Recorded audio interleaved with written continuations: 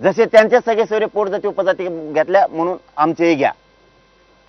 आपले चौथं पाचवं मागणं त्यांनी सांगितलं होतं, सर सकट तुमचे गुन्हे मागे घेतो, कारण हल्ला आमच्यावर झाला. याच ठिकाणी ज्या ठिकाणी माझे महंत गुरुवर्य सगळे मंडळी संत महंत बसलेत, याच ठिकाणावरती रक्ताच्या थारोळ्यात माझ्या मायमावल्या पडल्या होत्या. हीच ती जागा आहे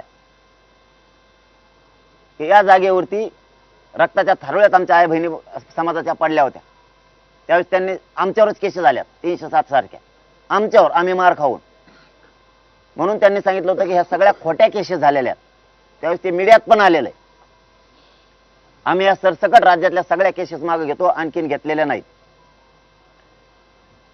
जी 6वी-7वी मागणी की मराठा आरक्षणासाठी जे आमच्या बांधवांनी बलिदान दिलेत, त्यांच्या नोकऱ्या आणि आर्थिक निधी आणखीन दिलेले नाहीत, कारण आमचं कुटुंब उघड्यावर पडलेत.